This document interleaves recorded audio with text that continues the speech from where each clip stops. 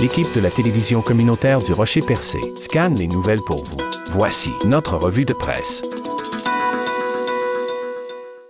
Cette semaine dans l'actualité régionale. Les avocats de l'aide juridique du Bas-Saint-Laurent et de la Gaspésie-les-Îles renouvellent leur mandat de grève, nous indique Radio Gaspésie. Réunis en assemblée générale samedi, les membres du syndicat affilié à la CSN ont voté à l'unanimité en faveur de 5 jours de grève supplémentaires. La banque de jours de grève contient maintenant plus de 10 journées de débrayage, pouvant être déclenchées à tout moment. Sans convention collective depuis plus de 3 ans, les avocats de l'aide juridique exigent le maintien de leur parité salariale avec les procureurs de la Couronne. Pour la première fois en près de 30 ans, Québec voudrait leur attribuer des conditions salariales inférieures.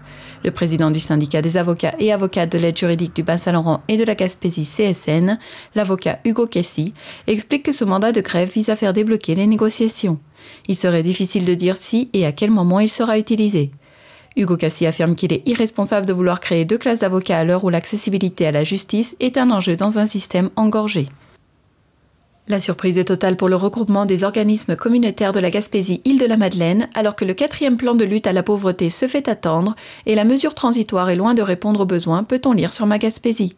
Les Alliances pour la solidarité recevront 2,3 millions de dollars cette année de la part de Québec pour l'ensemble de la province, alors que la région recevait en moyenne près de 2 millions de dollars à elle seule à chaque année depuis 3 ans. La coordonnatrice du regroupement des organismes communautaires de la Gaspésie-Île-de-la-Madeleine, Geneviève Giguère, se demande comment les actions que le regroupement finançait vont continuer de l'être. Plusieurs groupes communautaires et des partenaires comptaient sur l'argent de l'Alliance pour leur montage financier. Jusqu'à maintenant, les fonds ont permis de créer plusieurs projets de sécurité et autonomie alimentaire pour soutenir les femmes, les familles, les aînés, les personnes avec des problèmes de santé mentale ou des groupes dédiés au logement. Le financement du milieu communautaire est un combat perpétuel pour obtenir sa juste part des choses. Malgré les nombreuses revendications demandant le statu quo, la commission de délimitation des circonscriptions électorales fédérales recommande toujours la suppression de la circonscription d'Avignon, Lamitis, Matane, Matapédia, affirme l'Avantage gaspésien. La seule différence majeure entre la proposition originale et celle retenue par la commission est la façon dont serait découpée la circonscription. Ainsi, au lieu de scinder les MRC de la Matapédia et la Matanie en 2, on propose cette fois-ci de passer le coup de ciseau à la limite des 2 comtés. Conséquemment, la Matanie se retrouverait avec la nouvelle circonscription de Gaspésie-Île-de-la-Madeleine-Listuguk, tout comme la MRC d'Avignon, alors que la Vallée irait à l'ouest dans le comté de Rimouski-la-Matapédia.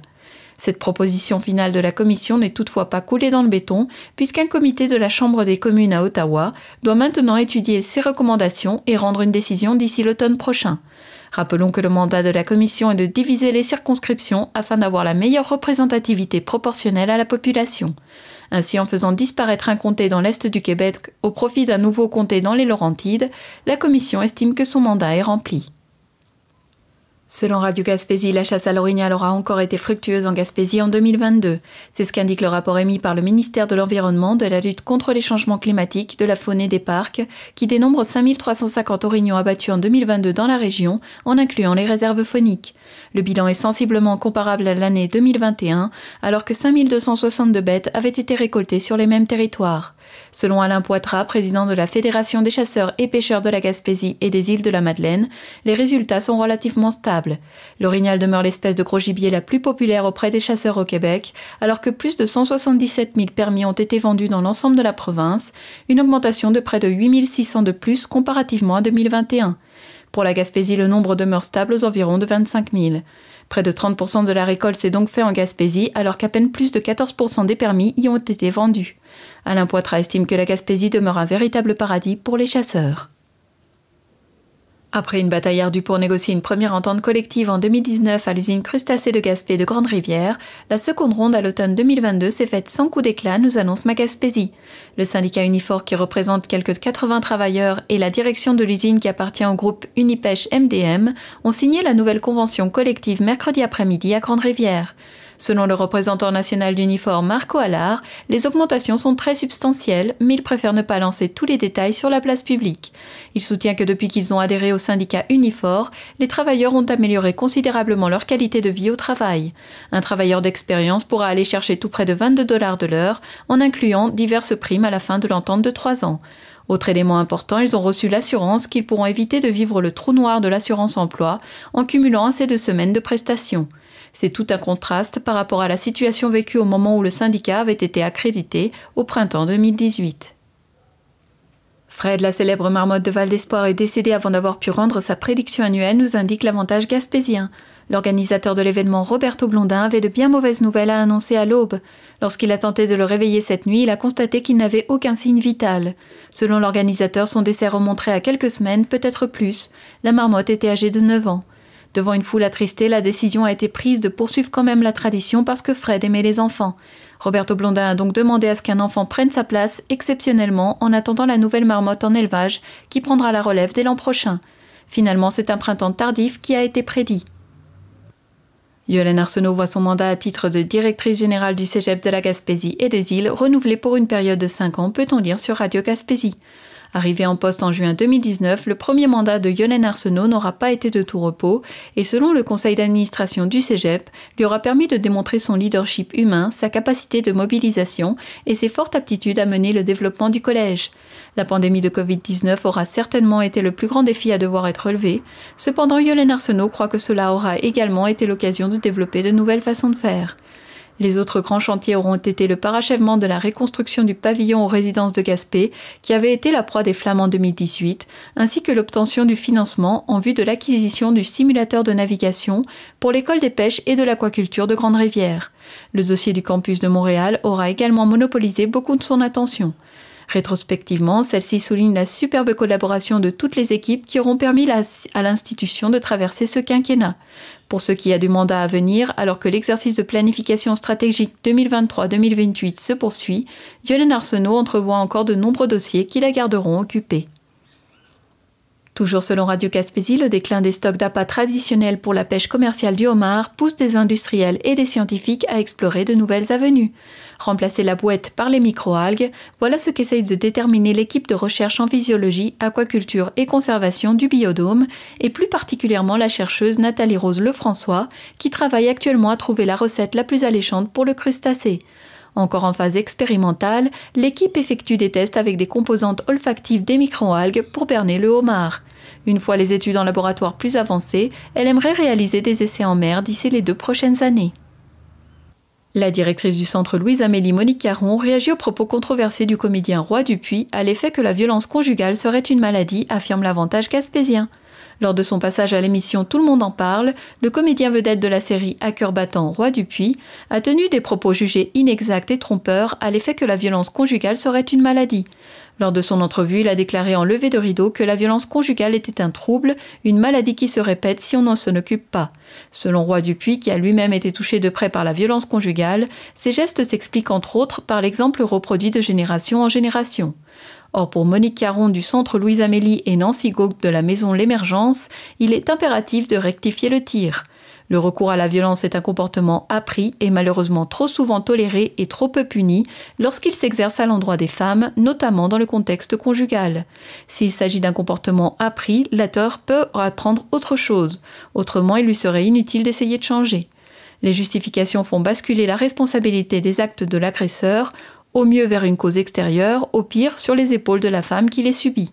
C'est en ce sens que l'Alliance gaspésienne des maisons d'hébergement estime que les perceptions doivent changer et que la violence conjugale doit être perçue comme un choix, donc un comportement qu'on peut changer et non pas une maladie au même titre qu'un cancer. Le nombre de suicides est en baisse en Gaspésie, Île-de-la-Madeleine, passant de 13 en 2020 à 7 en 2021, nous annonce Ma Gaspésie.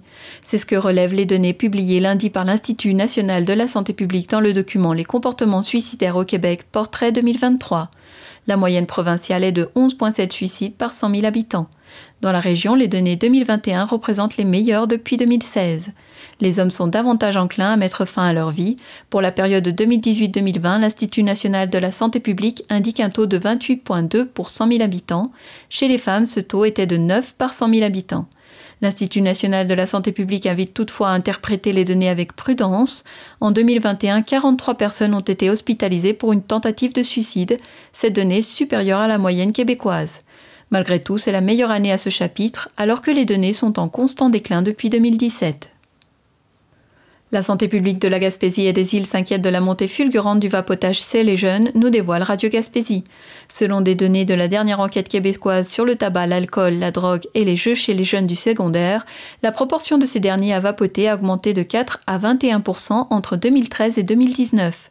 Pour le directeur de la santé publique de la région, le Dr Yves Bonnier-Vigé, les fumeurs ou non-fumeurs ont commencé à vapoter en pensant que cela était moins nocif pour la santé que la cigarette.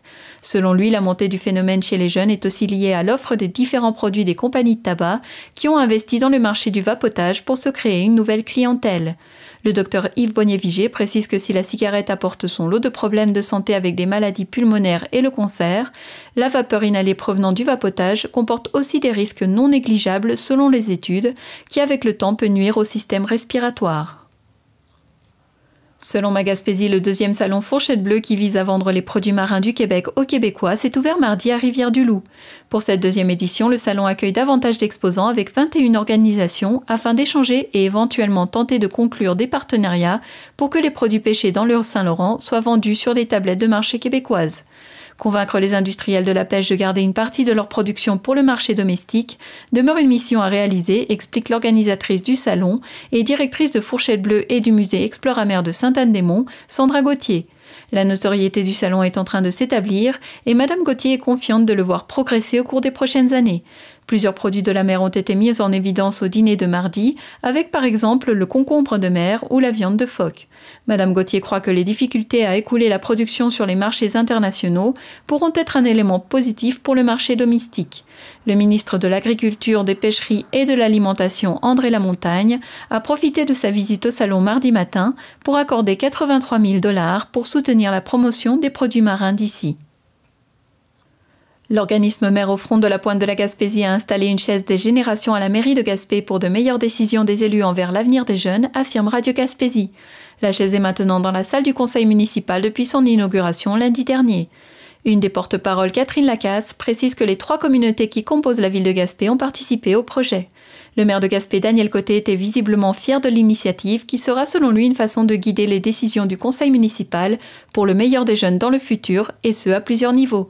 La ville de Gaspé est la 7e municipalité au Québec à recevoir une chaise des générations. Voilà qui complète vos informations régionales dans les médias locaux. Vous écoutez votre reflet d'ici. Revoyez tous nos reportages sur notre site Internet. Poissonnerie Le Lièvre et Le Moyant, là où la fraîcheur est synonyme de qualité. Pour un choix impressionnant de poissons et fruits de mer, rendez-vous chez Le Lièvre et Le Moyant de Sainte-Thérèse de Gaspé.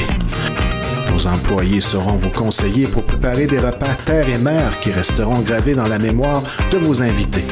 Pour le service, l'expérience et la fraîcheur garantie, venez nous voir à la poissonnerie Le Lièvre et Le Moyant, au 52 des Vigneaux à Sainte-Thérèse de Gaspé, 418-385-3310.